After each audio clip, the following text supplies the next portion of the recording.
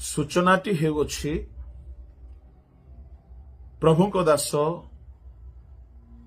आमानको प्रिय भाई आचार्य किशोर चंद्र दिगाल से आज आम्भमानको मध्यरे नाहांती।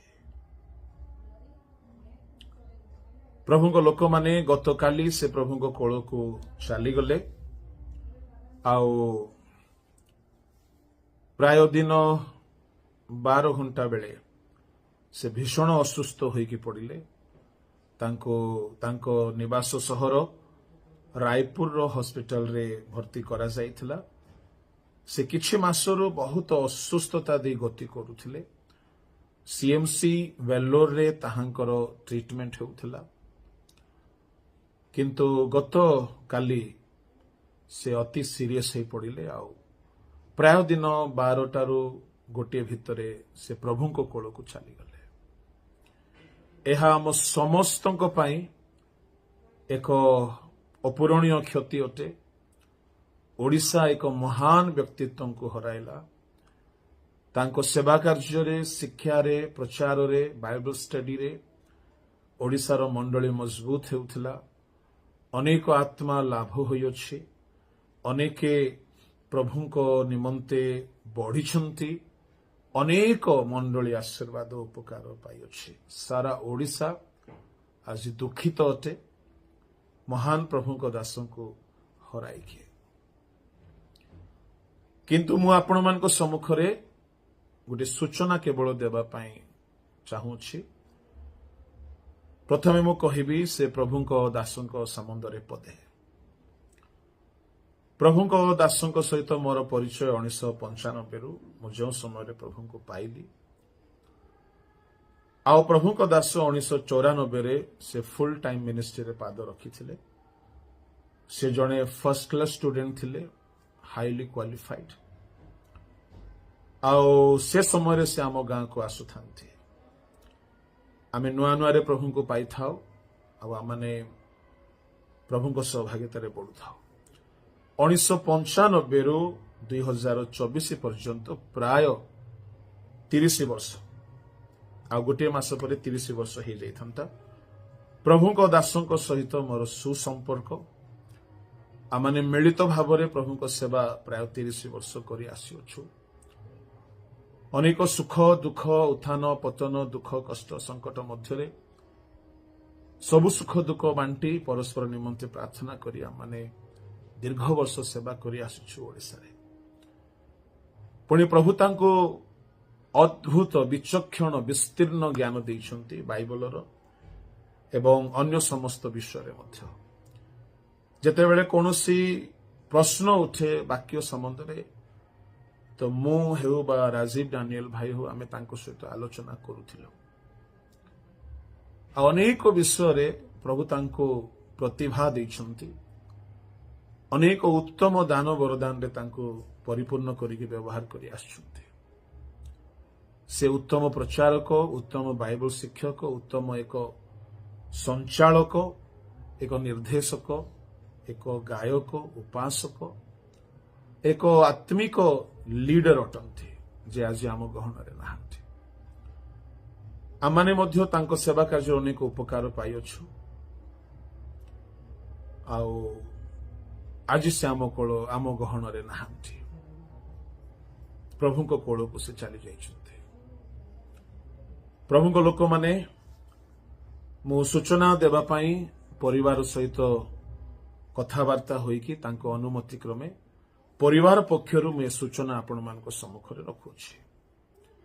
सूचना होछि आसंता काली की अर्थात 24 नवेम्बर 2024 ग्राम बारखमारे कंधमाल जिलार बालीगुड़ा सहरर पाख बारखमा ग्राम रे प्रभुଙ୍କ दास स्वर्गीय आचार्य किशोर चंद्र दिगालंकर अंतिम यात्रा हेबो बा आमे फ्यूनरल सर्विस मध्य कहू बा अंतिम शरीर समाधि सेवा मध्य कहू। आसंता काली की 24 नवेम्बर 2024 ସକାଳ 9 ଘଣ୍ଟାରେ ଆରମ୍ଭ ହେବ, 12 ଘଣ୍ଟା ଭିତରେ ସମାପ୍ତ ହେବ। ଦୁଇ ଭାଗରେ ସେବା ଉପାସନା କରାଯିବ। ପ୍ରଥମେ ତାଙ୍କ ନିଜ ନିବାସରେ ଗୀର୍ଜା, ଗୀତ, ବାକ୍ୟ, ପ୍ରାର୍ଥନା ଏବଂ ତାଙ୍କ ଜୀବନ ସମ୍ବନ୍ଧରେ ପଦେ ପଦେ ସାକ୍ଷ୍ୟ କହିବା ପାଇଁ କିଛି ଲୋକମାନଙ୍କୁ ସମୟ ରହିବ। ତାପରେ କବର ଏବଂ ସମାଧି ସ୍ଥାନରେ ଏକ ସଂକ୍ଷିପ୍ତ ଉପାସନା ସହିତ ସମାଧି କ୍ରିୟା ସମ୍ପନ୍ନ କରାଯିବ। ଆଉ ପ୍ରଭୁଙ୍କ ଲୋକମାନେ, ବିଶିଷ୍ଟ ଦାସମାନେ ମଧ୍ୟ ଆସନ୍ତାକାଲିକି ବହୁମୂଲ୍ୟ ସମୟ ବାହାର କରିକି ଆସିକି ପହଞ୍ଚୁଅଛନ୍ତି। ପ୍ରଭୁଙ୍କ ଦାସ ରାଜୀବ ଡାନିଏଲ ସେ କୁନ୍ଦ୍ରା ଅଞ୍ଚଳରେ ସଭାରେ ଅଛନ୍ତି, କିନ୍ତୁ ଆସନ୍ତାକାଲିକିର ସଭାକୁ ସେ ଟିକିଏ ମ୍ୟାନେଜ କରିକି ଆଜି ରାତି ସାରା ସେ ଯାତ୍ରା କରିକି ସେ ପାହାନ୍ତିଆରେ ପହଞ୍ଚିବେ ବାରଖମାରେ। ତାଙ୍କ ଦେହ ଆପଣମାନେ ଜାଣନ୍ତି ପ୍ରାୟତଃ ସୁସ୍ଥ ରହେ ନାହିଁ, ତଥାପି ସେ ଆସୁଛନ୍ତି। ପ୍ରଭୁଙ୍କ ଦାସ ଆଚାର୍ଯ୍ୟ ନିରଞ୍ଜନ ତୁରୁଗ ମଧ୍ୟ ଆଜି ରାତ୍ରିରେ ଯାତ୍ରା କରୁଛନ୍ତି। ସେ ମଧ୍ୟ ବ୍ରହ୍ମପୁର ଭାୟା ପହଞ୍ଚିବେ ବାରଖମାରେ। ମୁଁ ବର୍ତ୍ତମାନ ବ୍ରଜରାଜ ନଗରରେ ଅଛି, ଆଉ ଆଜି ରାତିରେ ଯାତ୍ରା କରିବି। ଆସନ୍ତା ସକାଳେ ମୁଁ ମଧ୍ୟ ବାରଖମାରେ ପହଞ୍ଚିବି।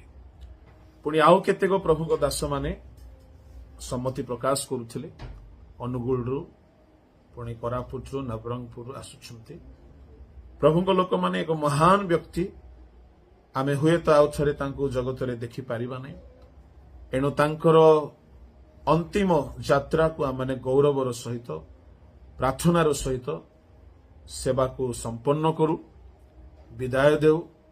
ଏକ ଆଶା, ପୁନରୁତ୍ଥାନର ଆଶା ସହିତ ଆମେ ତାଙ୍କ ଶରୀରକୁ ସମର୍ପଣ କରୁ, ସମାଧି ଦେଉ। ପ୍ରଭୁଙ୍କ ନାମ ଧନ୍ୟ ହେଉ। ଏହା ଅଫିସିଆଲି ତାଙ୍କ ପରିବାର ପକ୍ଷରୁ ମୁଁ ଆପଣମାନଙ୍କ ସମ୍ମୁଖରେ ବାର୍ତ୍ତା ଆଣୁଅଛି, ଯେହେତୁ ମୁଁ ଏହା ବିହିତ ମନେ କଲି କି ସମସ୍ତଙ୍କୁ ଏ ସୂଚନା ମିଳିବା ଦରକାର। ଯେହେତୁ ସେ କେବଳ ଗୋଟିଏ ଗ୍ରାମ ପରିବାରର ପ୍ରିୟ ଲୋକ ନୁହନ୍ତି, ସମଗ୍ର ଓଡ଼ିଶାର ଏକ ଖ୍ରୀଷ୍ଟିଆନ ସମାଜର ଏକ ଆଦର୍ଶ ବ୍ୟକ୍ତି। ଅନେକଙ୍କ ହୃଦୟରେ ସେ ପ୍ରେମ ସ୍ଥାନ ପାଇ ଆସିଛନ୍ତି, ଅନେକଙ୍କ ଉପକାର କରି ଆସିଛନ୍ତି। ଏଣୁ ସମସ୍ତେ ସୂଚନା ପାଆନ୍ତୁ ବୋଲି ମୋ ପରିବାର ସହିତ ସମ୍ପର୍କ କରି ଏହି ଛୋଟ ବାର୍ତ୍ତା ଆପଣମାନଙ୍କ ସମ୍ମୁଖରେ ରଖୁଅଛି। ତ ସହିତ ତାଙ୍କ ପରିବାର ସମ୍ବନ୍ଧରେ ଯଦି ମୁଁ କହିବି, ତାଙ୍କ ସହଧର୍ମିଣୀ ଭଉଣୀ ରୁବି ଡିଗଲ ସେ ଟାଟାନଗରରେ ମୋ ମଣ୍ଡଳୀର ଏକ ସଦସ୍ୟ ଥିଲେ। ତାଙ୍କ ପରିବାର ରାଜପୁତ ପରିବାର ବର୍ଗ ଅଟନ୍ତି। ଟାଟାନଗରର ସେମାନେ ସିଂ ଫ୍ୟାମିଲି, ସିଂ ବଂଶର ରାଜପୁତ, ବିହାରୀ ରାଜପୁତ। ଆଉ ତାଙ୍କ ମାଙ୍କର କିଡନୀ ସୁସ୍ଥ ହେବା ବେଳେ ସେମାନେ ପ୍ରଭୁଙ୍କୁ ଗ୍ରହଣ କଲେ, ଆଉ ପରିବାର ପୁରା ପ୍ରଭୁଙ୍କୁ ପାଇଲେ, ଡୁବନ ନେଲେ, ଭଲ ବିଶ୍ୱାସୀ ଏହି ଜୀବନ ଯାପନ କଲେ। ପରିଶେଷରେ କିଶୋର ଡିଗଲ ଭାଇଙ୍କ ବିବାହ ନିମନ୍ତେ ପ୍ରସ୍ତାବର ମଧ୍ୟସ୍ଥତା କରିବା ପାଇଁ ପ୍ରଭୁ ମୋତେ ହିଁ ସାହାଯ୍ୟ କରିଥିଲେ। ଏଣୁ ତାଙ୍କ ସହଧର୍ମିଣୀ ଆମ ମଣ୍ଡଳୀର ବିଶ୍ୱାସୀ ଅଟନ୍ତି।